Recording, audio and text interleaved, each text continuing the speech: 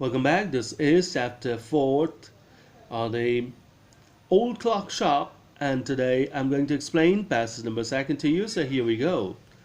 He turned to meet a last-minute shopper, but his old wise eyes told him that this was not a shopper.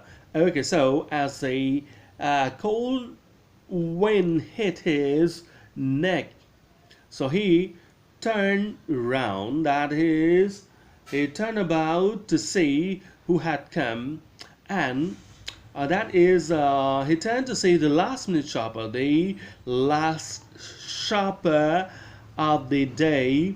So, but his old wise eyes told him that this was not a shopper, but his old wise eyes, that is, eyes could not be old and wise, but Mr. A was old and he was wise as well. Since he was old, so he was very much experienced, so he knew exactly the things. So his eyes told him that he was not a shopper. The person who came in was not a shopper, was not a buyer. He saw two men, one in his 20s, the other closer to 50, and he found there two men coming in. One was in his 20s, that is in the 20s, 20 plus, and other was in his late 40s, that is 46 plus or 45 plus. That is closer to 50.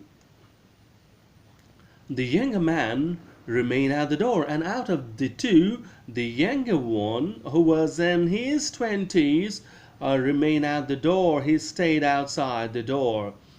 The older one approached the counter with no sign of friendliness in his eyes. Out of the two, the older one approached the counter, that is, he came near the counter. Counter is a reception desk. You may call it reception desk, or the furniture for stuffing, for keeping things, or also furniture that works as a divider between the seller and the buyer. Okay, so he came, but there was no sign of friendliness in his eyes. The customer had no sign of friendliness. That is, he was not having any warmth in his eyes. He was not having any kind of, say, sympathy or such feeling that can be related to a friend.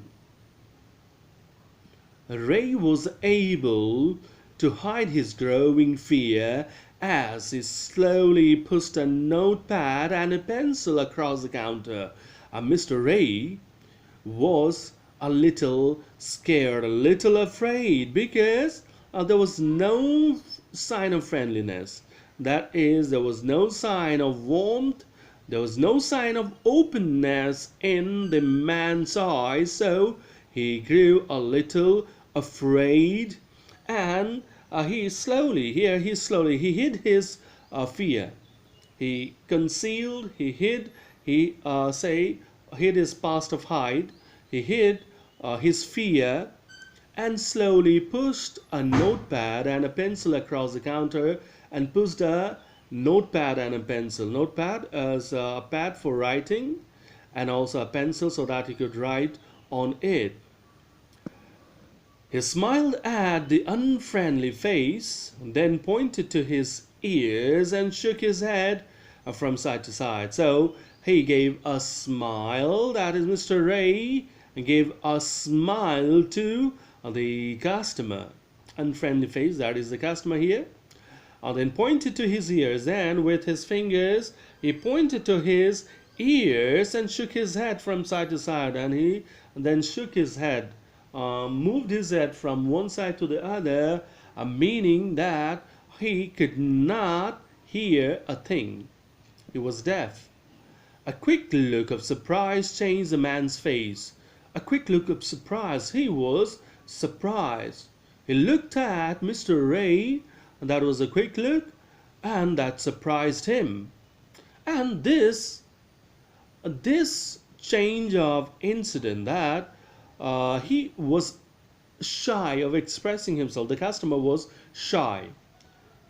He was feeling uneasy expressing himself, and as he found that the shopkeeper was deaf, he could not hear, so there was a kind of relief in the man's eyes or on his face.